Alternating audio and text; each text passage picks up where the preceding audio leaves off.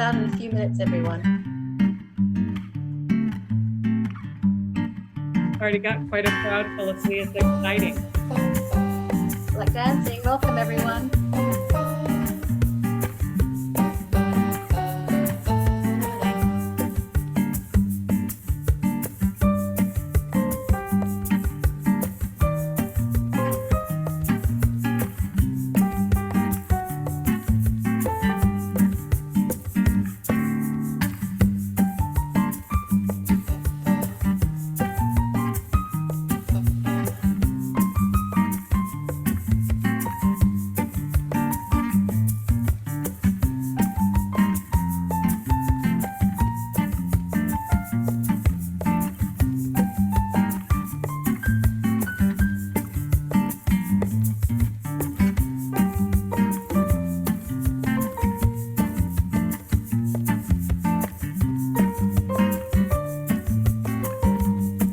I think we might be ready, Bruna.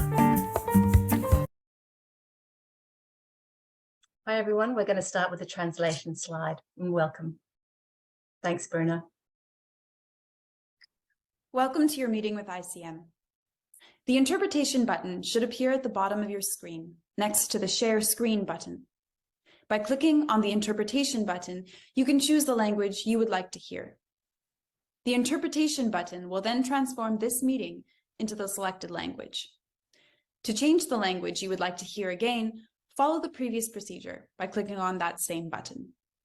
By default, you will hear the selected language at 80% volume and the original audio at 20% volume. If you would like to mute or unmute the original audio, click on the corresponding option within the language button. Enjoy your meeting. Bienvenue à votre réunion avec l'ICM. Comme la réunion propose une interprétation simultanée en français, le bouton Interprétation devrait apparaître en bas de votre écran à côté du bouton Partager l'écran. En cliquant sur le bouton Interprétation, vous pouvez choisir la langue que vous souhaitez entendre. Le bouton Interprétation se transforme alors en la langue sélectionnée. Pour changer à nouveau la langue que vous souhaitez entendre, suivez la procédure précédente en cliquant sur le même bouton. Par défaut, vous entendrez la langue sélectionnée à 80% de volume et l'audio original à 20% de volume. Si vous souhaitez couper ou supprimer l'audio original, cliquez sur l'option correspondante dans le bouton de la langue. Bonne réunion. Bienvenido a su reunión de la ICM.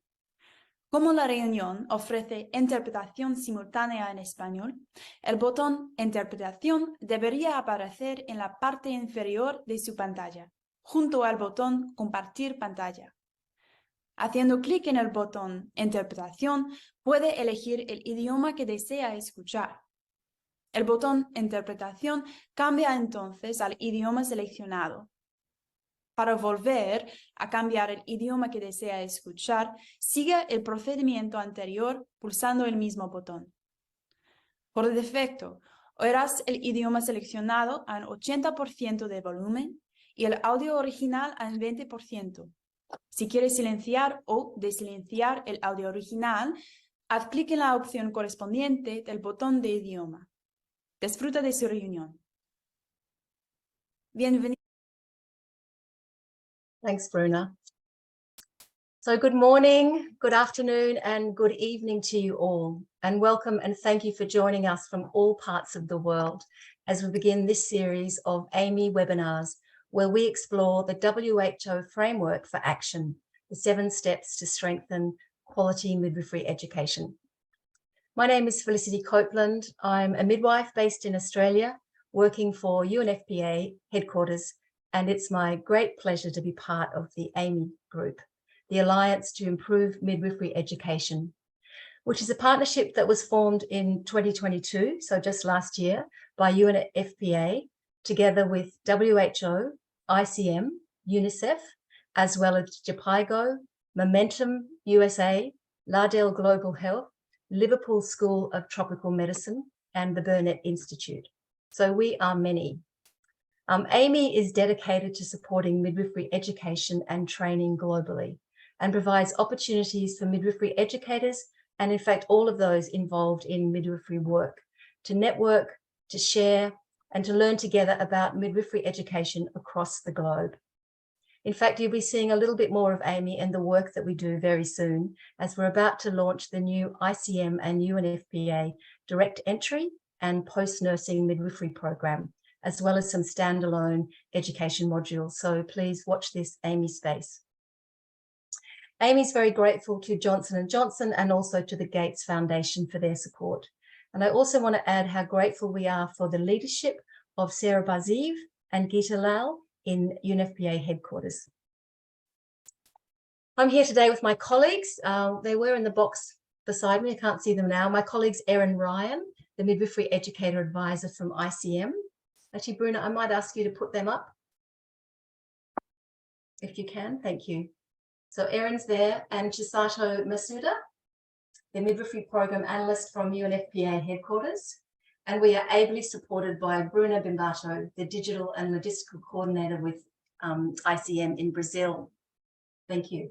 And a very special thank you to our interpreters who are very busy translating for our Spanish, French, and Arabic speaking colleagues.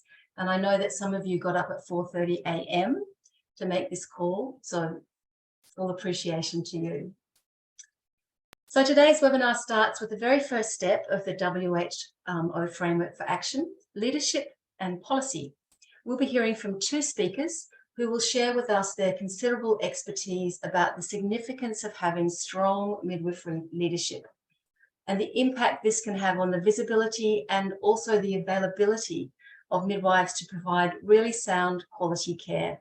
We want to embed positive quality policies into our midwifery education.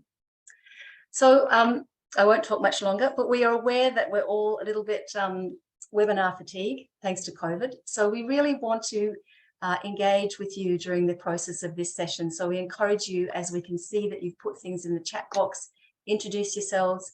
If you want to post or paste, post anything in the chat box that you find helpful for you, we can share that, which would be wonderful. We'd also like you to post some questions and answers in the little square at the bottom of your screen. If you can't find it and you've got some comments to make as you listen to the speakers, just pop them in the chat box and we'll try to get to them. I know there's lots on this call, so we're very excited to get starting. I'm about to hand over to my colleague, Erin, who is going to introduce you to the 7 steps and also to our first speaker. Over to you, Erin. Thank you. Thank you so much, Felicity. I'm going to pause and make sure our Arabic translator, Abel, can you hear and you're able to translate? Because I saw something pop in the chat that you could not hear.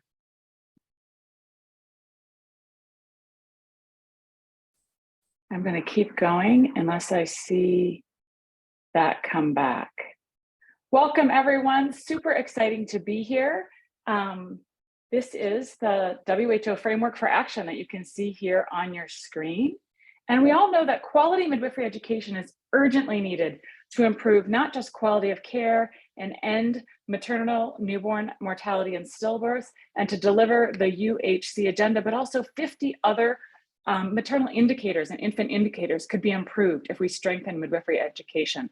And we know there must be a lot of interest and passion about this because over 1,000 people registered for this webinar today. And I've been watching the chat and I love seeing all these different countries. We've got people from everywhere from Kenya and to the Philippines, back down to New Zealand and Australia. We've got people from America, Cameroon, Namibia, Pakistan, Saudi Arabia. It's absolutely amazing to have so many wonderful people here. If you haven't had a chance, please feel free to put the name of the country you're from in the chat so we can see who's here. I also see some names I recognize, as well as some folks that I don't know. So good to see you, Duncan, Sheila, Lakshmi, Mitali. You seem to be everywhere I go, Mitali. So because there's so much interest, the WHO looked into what was really needed to help people strengthen midwifery education. And they started doing this in 2015, 16, and 2017. And in 2019, they released this framework. This is a 7-step action plan to strengthen quality midwifery education. This framework identified 3 strategic priorities for harnessing the power of midwives. 1, we have to rethink education and certification of midwives to international standards. That means using the ICM global standards as well as the standards from WHO.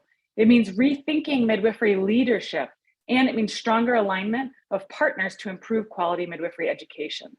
The action plan can be used to develop or strengthen a national midwifery education plan. So this means if you already got an education plan, you can make it better. If you don't have one, you can use this framework to start a plan. The action plan recognizes that there's a wide variation in midwifery education provided across the countries. It acknowledges that some countries are going to be able to rapidly move a high quality cadre of midwives, and other countries are going to need a lot more investment and time. And this means the framework is flexible and adaptable. So let's look at the 7 steps. You can really start almost anywhere, but the way they've got it labeled is that you start with leadership and policy, then you gather data and evidence, build public engagement and advocacy, prepare educational institutions, practice settings, and clinical mentors, then strengthen faculty and curricula, educate students, and then monitor and adjust. And then that means the cycle starts over and continues. Over the next few months, we're going to be going through each one of these steps of the framework. And today we are going to be focusing on strengthening leadership and policy. So before we start, let's have a poll. We want to hear about midwives and leadership in your country. You can see here on this slide, we've got 3 questions. We're going to post the poll in 1 second. Do you have a chief midwife in your country? Do your midwifery leaders have a strong presence in your government? In your role as a midwife, do you have opportunities to become a leader? And you're going to be able to answer yes, no, or don't know, because it's possible that you don't know or you're unsure. So you should be able to have the option to answer the question, and you can go ahead and answer that now. If the poll is in front of the questions and you can't see them in your language, you can move the poll over so you can read the question. Oh, the answers are flying in, Felicity. Great. Okay. Wow. All right. So chief midwife was looking like a heavy no, but now I'm seeing it's going to almost be maybe 50-50. We'll give that a second to see if there's a few more answers. Do your midwifery leaders have a strong presence in government? 54% say no, and then another almost 20% say not sure. So that sounds like not a lot of midwifery leadership in government. And in your role as midwife, do you have an opportunity to become a leader? Well, it's exciting. 65% are saying yes, and the rest are saying no or don't know. All right.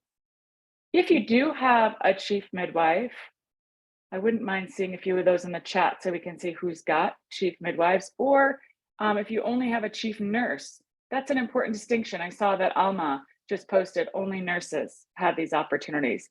And we need to know that if only nurses have the opportunities. All right. I'm going to share the results so you can see what I was seeing.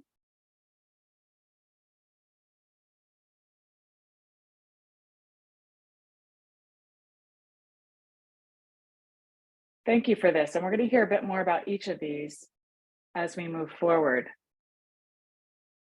So let's move to our first guest that we will be chatting with today. Pandora Hartman. She is the chief nurse midwife of Japaigo.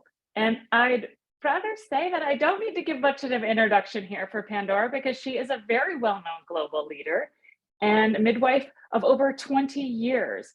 She's worked closely with ministers of health, midwifery organizations, and leaders as well. And she's done this to provide strategic direction, clinical and programmatic assistance on every level of midwifery, maternal and sexual reproductive health programs. She has been a champion of promoting midwifery leaders locally in her own community and in the whole world. Thank you so much for joining us, Pandora. Thank you for having me. Let's jump right in. I've got some questions for you. Can we just start with you telling us a little bit about your role as Chief Nurse Midwife at JPIGO? The role is one that I say there are never 2 days alike. And I think that's what kind of keeps it interesting, but also keeps you on your toes constantly. JPIGO, as a very, very large global international non-governmental organization, I like to say I wear 5 basic hats, in that there's a lot of global representation for things and really giving thought leadership around midwifery. Then there's the internal side as well that governs some of the management type issues for not just midwives and nurses, but we've also got clinicians and clinical officers as we do a lot of the program implementation all over the world. So we've got thousands of staff spread out everywhere. And then really just looking at supporting locally, regionally as well, in some country level programs, depending upon what is happening. So there's everything from staff development to the dreaded budget, which is sitting on my inbox right now. That's an exciting role. It's a big role too. I just want to acknowledge, like, you're a midwife and you're a global leader. I see the world right there behind you. You've got you're in charge. And how, what do you think makes strong midwifery leaders? How can we have more midwifery leaders like you in the world? Well, it's a question that has come up more and more with the focus on leadership. And okay, so this is going to sound really slogany, but I still think of just do it. That good old Nike slogan, just do it, less talk, more action, because I do truly believe that each one of us is a leader in our own right. And that part of midwifery's challenge is sometimes we can be a little inactive, waiting for people to do it for us. And well, my official bio always talks about pushing past the perineum. And I truly believe that, like, we kind of get out of that unilateral focus and see the bigger world and just do stuff, in other realms outside of midwifery, because leadership, I think the pathways to leadership and creating it is getting out of our bubbles as well, often talking to each other, talking to ourselves, and just do what you can where you can as well. Truly, I believe that it's not up to just, yes, we need, government support and all of those things. However, it's in our hands. People have to do it. And actually, anyone in this room today is a leader, is what you're saying. Absolutely. Whether you're there at the bedside, whether you're there's different levels of leadership as well when we think about this. And you can be a leader at the bedside. Some people will be more comfortable there. Some people, will be more comfortable in other worlds as you ascend and you grow. I mean, thinking from my perspective, this was all totally accidental. I mean, this was never where I could have dreamed seeing myself a long time ago. So you never know. Yeah. You never know what can happen. So along those lines, Pandora, you've championed a lot of young midwives, young leaders. Like, that's been a big passion of yours. Was there anyone that championed you as a young midwife and becoming a young leader? No, actually. It's interesting because there's all this talk about mentorship now, and there's a couple of us that, we do have these discussions. Well, there's where we see the generational gap as well. There's still quite a few of us who came up through the School of Hard Knocks. And knowing too that is possible. And you just I think of one early incident in my career that really shaped the leadership pathway. Imagine a labor suite and a night shift, right? And there's 2 of you. The baby comes in, heart rate's down in the 60s. Not a good look for anybody, right? So you're doing what you do best with the team and went ahead and release the bag of waters. In this case, I remember there was pea soup, meconium, put on a fetal scalp electrode, the baby's not rising, activate, small community hospital, get the obstetricians in, get the kid out. Okay, fine. However, I wound up in the director's office with a citation and disciplinary action. Now, how does that relate? It relates to leadership in that what I didn't realize was that became a practice policy, internal policy issue because the midwives, it was another, I was working with a Scottish midwife. I see her face now.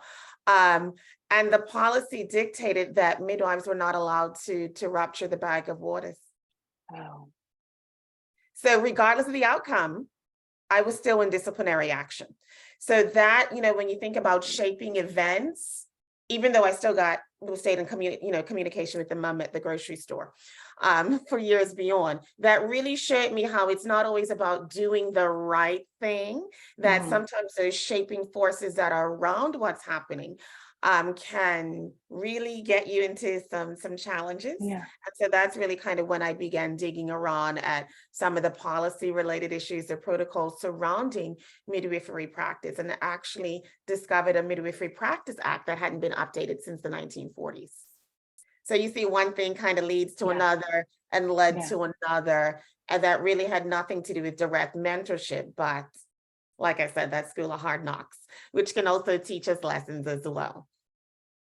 So you kept following up because you continued to do the right thing, it sounds like. So leaders do the right thing, even in the face of finding out that you're not supposed to be doing it. So you changed it for others. Did you get that act changed? Can people now rupture membranes if needed? Well, the internal policies did change because we were looking at internal policies, but then we're looking at some of the external policies related to country level stuff, which did change in the end. But actually, the battle still goes on, I think, looking at regulatory issues and as scope of practice continues to evolve in what midwives can and can't do. So it's interesting, but I say that to say it's possible. And we can also pull from other resources as well. When we think of mentorship, it's not even always as a person. I love books. I love music. I love, all these other things that you can draw from to inspire your path on those days that you will have where you feel like you really can't go on because it's just too much. It does feel sometimes it's insurmountable when you find out there's a country law or a global restriction keeping you from doing what you know is right and what you know would save lives, right? So do the right thing in a situation. So what else? Talk a little bit more about what makes a good midwife leader. Good midwife leaders have to be passionate. I think we all have to accept that we can't always do everything everywhere. So there's a letting go, picking out a couple of things that you're really, really good at, and finding an external network, to perhaps fill in some of the pieces that you're not so good at, where you can phone a friend or call someone or send the raging emoji text, all of those things. To be a good leader, there's the nurturing, there's your flock, there's your having to stay on top of things. In terms of clinical practice, doing your reading, taking the time out. I think just understanding it's a continual growth process to leadership and that it never, ever stops. No, it doesn't. It doesn't. It keeps going. I guess it's such a fantastic framework, but I'm hearing you reference something that's not in the framework, which is taking care of ourselves and making sure that we stop. Can you talk a little bit more about that for folks? How can the people in this room take care of themselves, and why should they be taking care of themselves? If you don't take care of yourself, you won't last. We're all hearing about the great resignations, as they're calling it, or what I see more midwives doing is the quiet quitting, where we're just not completely engaged or completely there. And so you're kind of giving up on some things. So in terms of taking care of yourself, I try, and I fail sometimes, but I try to incorporate one or two simple things every day, my simple treats, to nurture myself. What it's sitting in the backyard with that cup of a coffee and just pause. Literally just taking that pause, because if we're empty, there's nothing left. So it's not always those big long time frames where you're just going to take time off, but a little moment every day. If we can do that, how else are you going to build public advocacy or, any of the things that are referenced in this chapter when you don't have that creative energy, that has been taken within yourself with that. So whatever makes you happy, 5 minutes of happiness. 5 minutes of happiness a day. Well, I will make sure I'll ask the WHO to add that to the framework, see if we can get that adjusted in volume 2. You know, I had a midwife partner for many years who, you know, a lot of us are from cultures where if you have people, you would always serve them first. I mean, I can't imagine serving myself or pouring my cup of tea before I would pour yours, Pandora. It would be unheard of. But she would always say, but you have to fill your cup first, or you have nothing else to share. You have nothing else to give. So it is really important. If we want to be leaders, we have to start by taking care of ourselves. Absolutely. That's the radical revolution in and of itself, right? Self-care has to be a radical revolution. If not, you know, when I look at some of the workforce data where we're losing midwives, I look at the Americas, well, the United States of America in this case, they're losing some before they even finish like paying off their school loans. You know, after all of that investment, because everyone is simply just tired, you know. And I speak to other administrators, managers out there. We have to, I think as leaders, also champion it from the other side and pushing back against some of the policies that are not looking at flexible work agendas, or, you know, midwives missing their family, their friends, all of their, because we're working, giving. So I think, you know, managers, administrators at every level, we're doing not just the individual taking care, but also looking at the every level. How are we all building each other and helping to advocate for our staff, our workers in the field? Yeah, we do have to be advocating for each other. We need to make sure in a world where there is not gender equity, where women in particular and midwives do not have the same equity often as men or doctors. And those are not all equated. I know there's women doctors, but we do need to be working. I hear that. I hear what you're saying, to lift each other up and be each other's champions. Be our own champion, but be each other's and help each other out. Yep. And that's, look, I look at it as actually still part of the framework. Step 4, what does it talk about? Preparing practice settings. So that's not just whether you have a CTG or, you know, all the latest bells and whistles, but it's preparing the other pieces, or looking at when we're talking about building public advocacy. Well, we are not just the flying angels, are we, out there, you know, but public advocacy around these broader issues. We're midwives as well. We can build coalitions, you know, building coalitions with others, because women in general are struggling with these issues, you know, and then around all the, you know, the other stuff I mentioned. So yeah, we are enacting the framework, but I think that goes back to what I said earlier about leadership. It's also getting out of the perineum. You know, who are those other groups who have some of the similar issues that we can bond with? Yeah.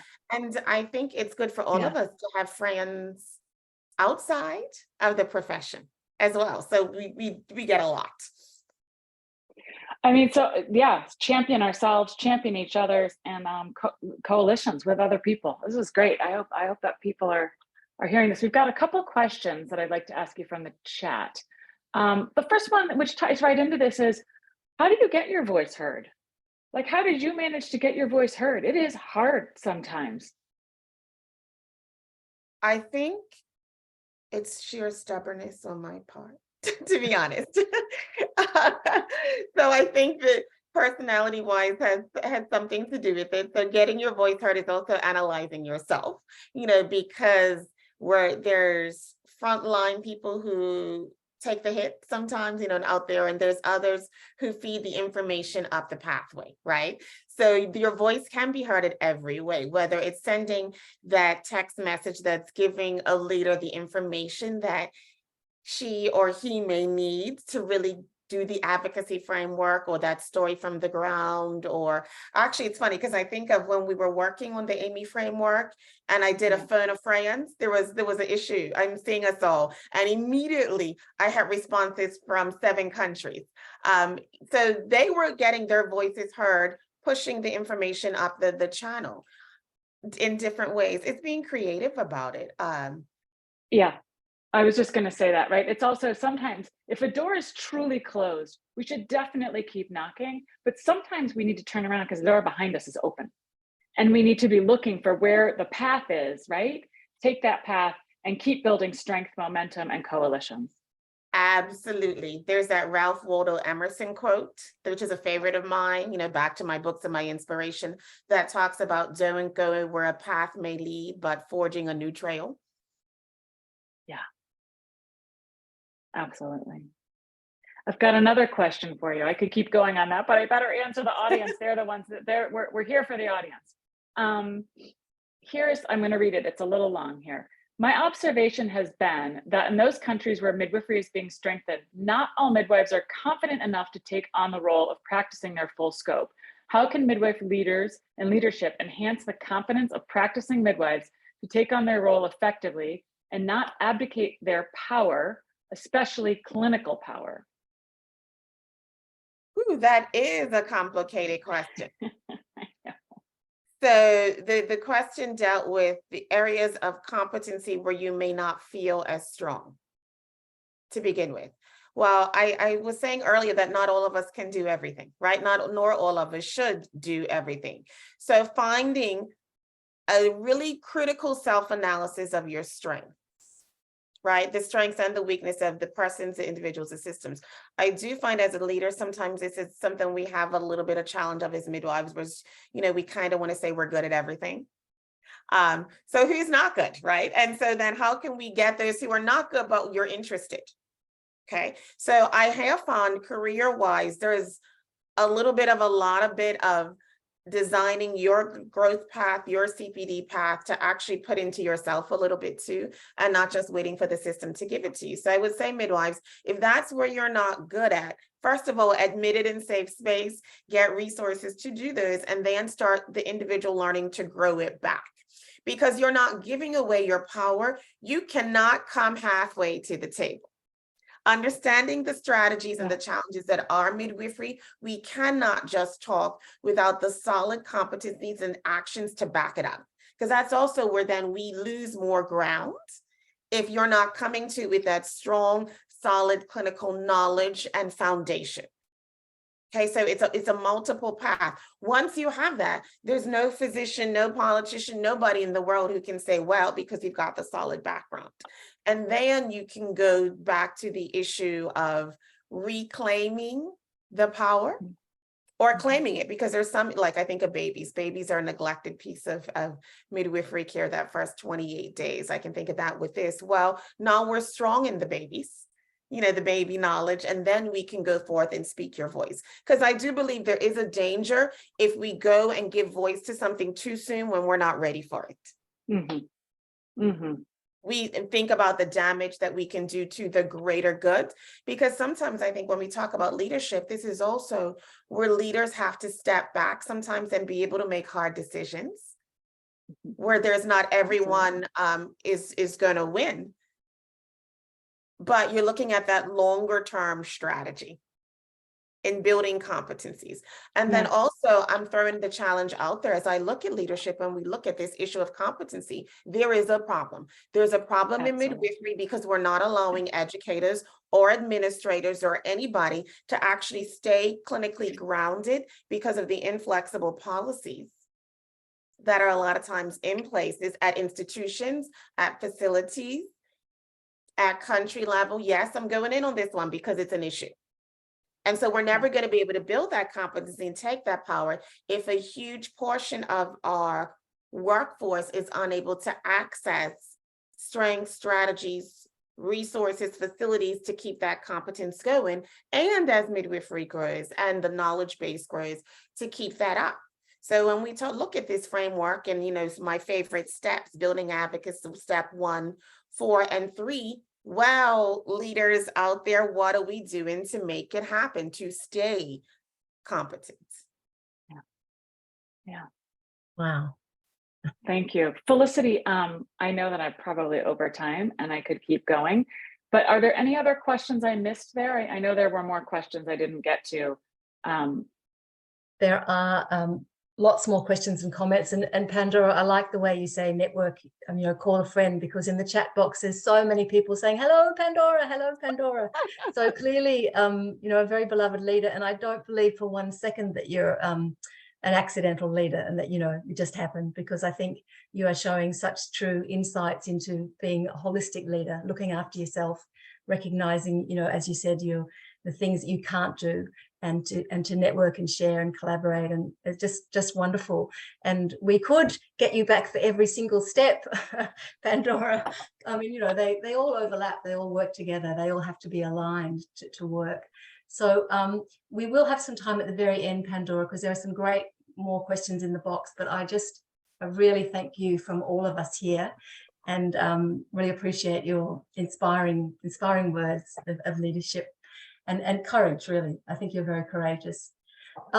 So with that, thank you, Pandora, and thanks, Erin. I will now introduce our next speaker, who is the very wonderful Dr. Dan Okoro.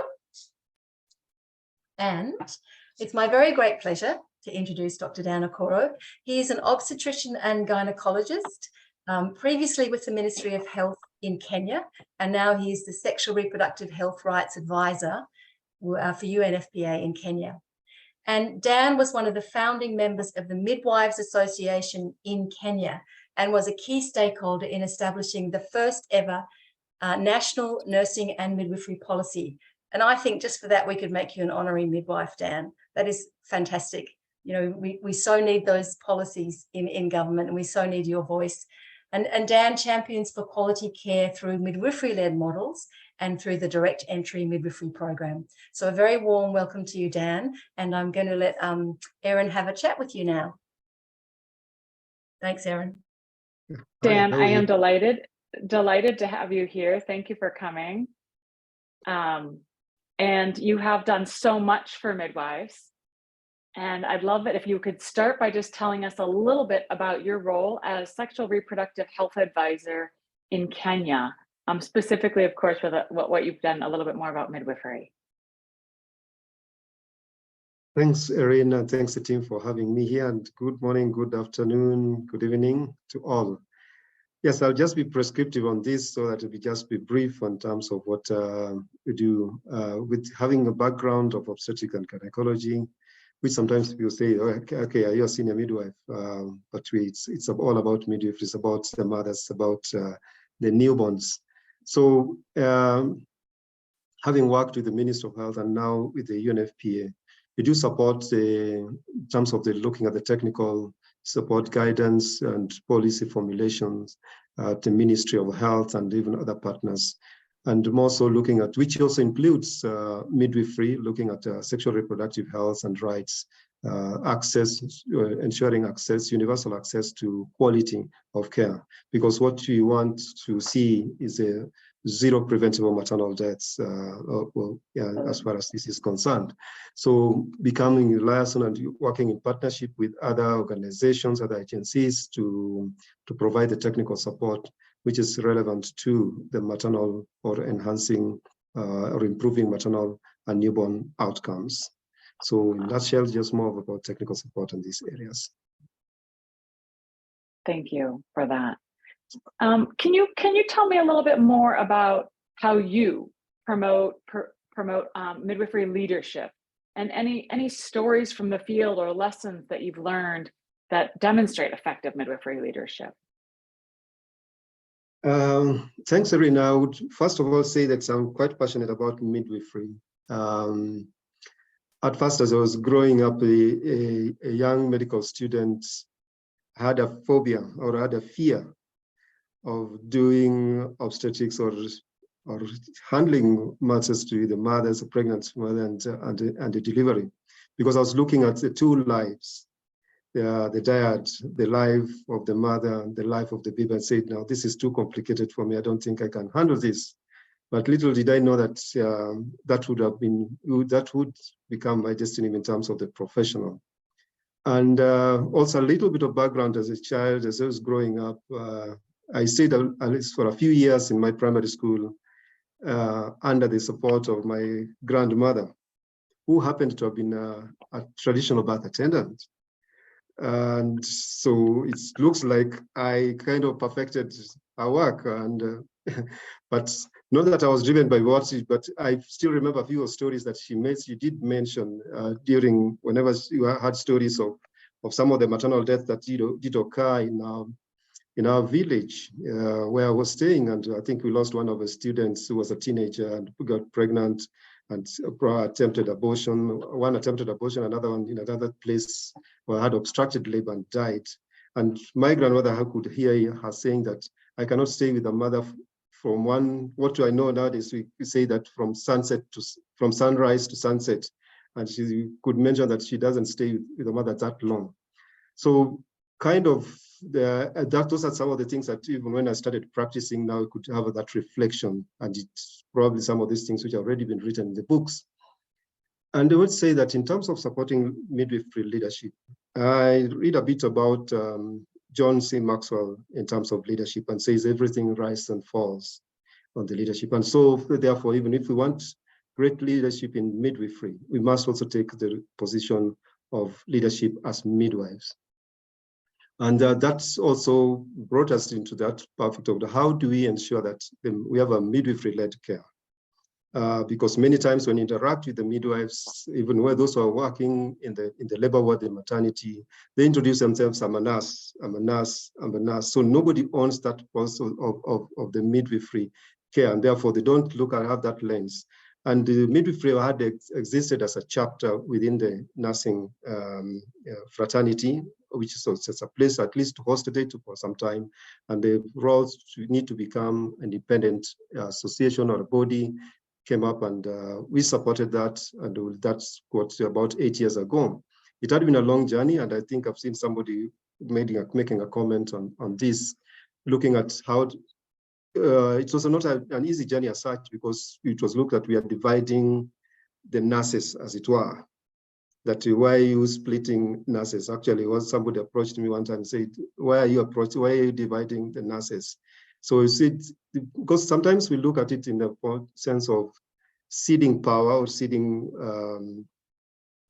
control, because when you try to split, then somebody who was in charge of everybody now feels like you're taking a certain group from us. But I think we have different roles, and it has been seen even amongst the doctors. We have the obstetricians, they have their own association, they have the surgeons, they have the association, but there's still an umbrella body which brings them together, and that has not split them. So there should have been no fear. But one of the things that we've held up doing is that establishing that association, which is growing, and it's a baby whom we recognize as is growing largely to a great extent. And I think we are happy that we are even there in the Congress, in the ICM Congress, which took place in Indonesia, and supported the capacity assessment of that association as it grew. Then, of course, we need the support to develop the strategic plan, which expired, but now there's a new one which is just being in place beginning this year. So one of the things, other than just establishing the association, is just also to ensure that the midwives also build their capacity in development, the self-development, in the knowledge, because for us to for them to be leaders, they need to develop, they need to have that capacity, they need to have the competency, then the boldness, because that is important, as Pandora has highlighted here. They have the courage to, because for you to stand out, you not stand out when they are not competent enough. So then having that knowledge. So always supporting and championing the midwifery for better outcome. And it doesn't matter which level you are. And still putting, again, from John Maxwell is saying that the 360-degree leadership, you lead those who are above you, those who are your leaders, you can, because leadership is about influence. So you lead the peers, you lead even those who are below you, and just standing out because you can influence them and influence the change and be the leader that is so desired. Thanks for that. I don't know John C. Maxwell. We'll need to look him up if someone can, and we'll put that reference in the chat. It sounds like a good reference for everybody. I heard you referring to midwifery-led care and the need to keep midwifery and nursing distinct and clear professions, or complementary professions that work together. There's been a lot of different questions going on about, like, how do we do that? And it seems like kind of what I hear you hinting around a bit about is the enabling environment. And so I'm wondering if you could talk a bit about what you see as an enabling environment that allows midwives to work in full scope, to have partnerships with obstetricians. You know, we hear about people struggling with their relationship. So can you talk a little about that? the enabling and environment? Yes, midwives and cities for many healthcare workers, but more so with the midwives. I also put it specifically because I've gone through the same. They do work under a stressful environment, and we do understand that. Just to quote from the ICM, the definition in terms of the enabling environment, verbatim is one that supports infrastructure, the profession and the system level integration needed for midwives to effectively practice their full scope of work. And that's just quoting from the ICM. And when you look at this, for us to have that place to deliver for the better outcomes of the mothers and for the newborns. One is the policy framework, which you have highlighted that maybe countries need to work. It may not be just separate as a midwifery policy, but you can still have the nursing and midwifery policy as we have had in Kenya, which guides, provides a framework for the midwives to operate in terms of their training, in terms of their deployment, in terms of their promotion, because there has to be a career pathway, in terms of the association. So one of the things that happens is that we need to maximize what the midwifery workforce do. What is their roles in the leadership within the health system? Mm-hmm. The midwives need to require tools to work with. Okay, first of all, they need to be trained because we know the benefits of training a midwife and having supported in an enabling environment. So other than just being trained, educated and trained, then have got this legal framework and the scope of practice, which enables them to work in an ideal place, provide them with the tools, take care of their welfare. And then support them even with the evidence, because they're just looking at the evidence-informed practice. That's what I like sometimes to one of our colleagues, and especially looking at the White Ribbon Alliance. I think they have got they ran a campaign on www, which what women want, and then later on what midwives want, and looking at what is it that the midwives would want to see in the. I worked as a health provider and a manager in a facility, and some of the things that you need to have as a manager is to interact with the midwives. What is it, and therefore even others, what is it that they would want to see? And some of the things do not necessarily require money, and just provide the tools, and some of those tools are available. Of course, we have certain constraints in terms of supplies and equipment, which can be persistent, but just interact with them, because they just want somebody who supports them. And that interaction can provide just that environment. I remember one of the times I replaced as a manager, because you find after the mothers have given birth, they're given water to go and bathe. And you can imagine a mother carrying a bucket of water going to the bathroom. So what we did was just spend a little money, renovate that bathroom, provide the shower. And that even not only for the mother that became happy, but even the midwives themselves became happy, because now they do not have to struggle to look for the water for the midwives. So for the mothers. So we're looking at a situation where the policies are not restrictive on what's the scope of the practice for the midwives, and they will not be looked at as competitive against other cadres. Is the midwife able to provide some of the emergency obstetric signal signs? Let me look at even a manual removal of placenta. Does the scope of practice allow them to do that? Should they wait for the doctor to come? Because some of the places you only have one doctor, and it could be he or she could be in the theater, and here we have a mother who is bleeding. What else can they do? So the policies and the guidelines should be that allows and builds the capacity of the midwives to practice fully to what they are trained or educated to do. Yeah. So Dan, I hear you saying that you would have supported Pandora to release the waters in that story she was telling and make sure that baby was delivered safely. That's what I hear you saying. I hear you saying if we have an enabling environment, we've got full scope of practice, we've got the resources we need, and we have the tools that we need to do our job, and we're paid, because we can't be not paid fairly or not paid at all, which I hear from some midwives, But it takes a balance, because if you're well paid, but you go to work and there's no running water, it's still a failing system. Dan, I have literally 50 more questions for you. I always enjoy talking to you, but they are telling me we have 8 minutes left and I have to stop asking you questions. Okay.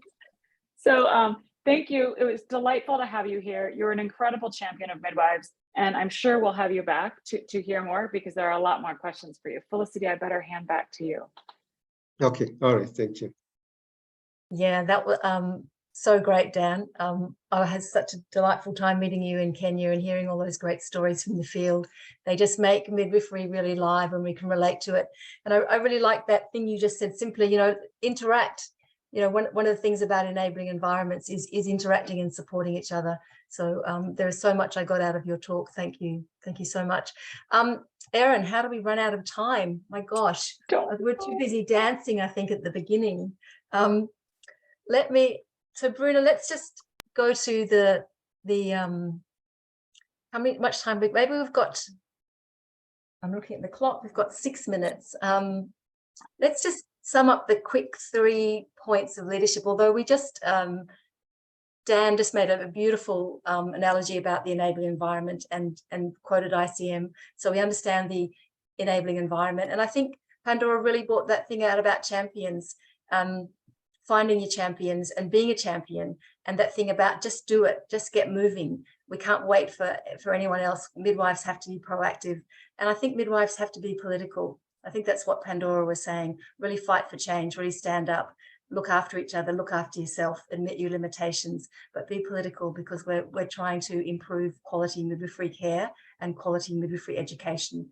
And being political is being present and pushing for policies to be embedded in government, to be a voice, to be at that table, to be visible. So that's our 3 key points, takeaways today. And I'm just looking at, maybe we've got time for 1 or 2 more questions. It's a nice question about, and it came up, Erin, you mentioned it, about the recognition between the separate cadres, nursing and midwifery, and how do we separate that, and how do we honour midwifery and bring that forward whilst still working beside our nursing colleagues? Does Dan or Pandora want to take that last question? That is Pandora, that'd be good. Question for the end, because I think that is one of the most complex questions that is out there when it comes to looking at all the nuances. But terrible and beautiful in that, I think it goes back to what we're saying about the champions. There are nuances that are for both professions. So we're the strengths and we're the divergences. So I really think, spending some time to dig deep and to look into that. I'll say to those listening, how many of you have actually read your scope of practice? Your country level scope of practice, your facility level policies and protocols, to really even begin to see where the alignments and the divisions are. Because when we speak of that, and understanding different practice models. The model that I still work in, for example, the midwives give the nurses orders, where they are our counterparts and enablers, understanding that we're not building fast enough. So the nurses support our work and so just understanding there's ways to do this. There's very many models, and that we need more of us collectively looking at the beauty of the reproductive health space. And so what is that other saying about catching more flies with some honey? Because this is a big problem that we're all tackling, and we each have our role. And it's only together that we're going to impact for the positive future of the world. Beautiful sentiments. I love the way that what did you say? The beautiful space of reproductive health. And we are so blessed, all of us, to be working in it. I want to take this 2 minutes to thank our wonderful speakers, Pandora and Dan. Thank you so much. This is the launch of the webinar. So I think we've set the bar high. And Bruna, can you just pop to the next slide, because we want to remind everyone that there is another one next week, or sorry, 2 weeks' time. We'll be looking at gathering data and evidence, and so we'll have some more fabulous speakers to come and chat with us, and we can learn and share. And I'm really sorry we didn't get to all the questions in the chat box or the question and answer platform. They were all very valid. So we hope to see you in 2 weeks' time, same place. And we're going to dance our way out of this session now. Thanks, Bruna. And lots of resources in the chat. And we will be following up with an email with these resources and even more resources. If you've got them, please send them to us, and we will send them out to everyone. Thank you again all for coming. It was lovely to see you all. I can't wait to see you in 2 weeks. Take care. Practice self-care. Thank you, Gita. Everyone. Thank you, Sarah. Thank Bye, you. Sheila. Thank Bruna. you, everyone. Thanks. Thanks, Bruna. We can. All right. Take care, everyone. Be safe.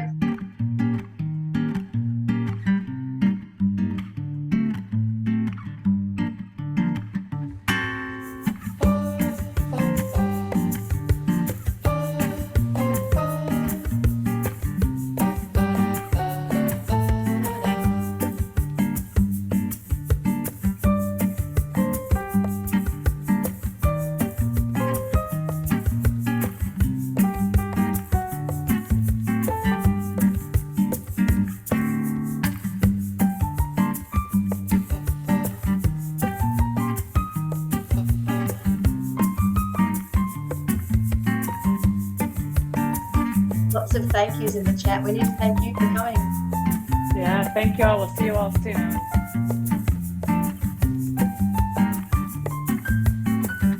Thank you to our interpreters.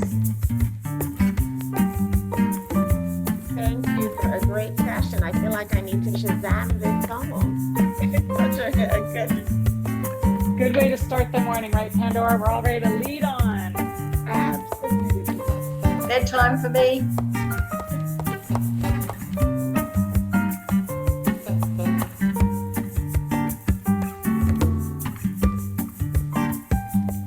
We can stay here all night.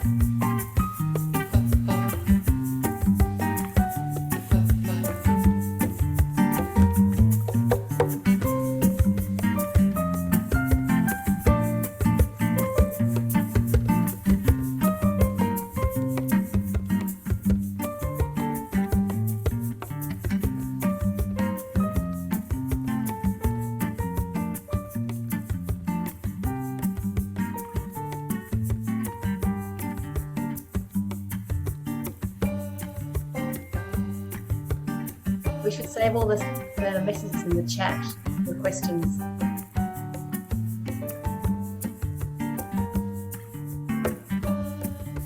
Yeah, I think we do save the chat. I think we can get some more answers out.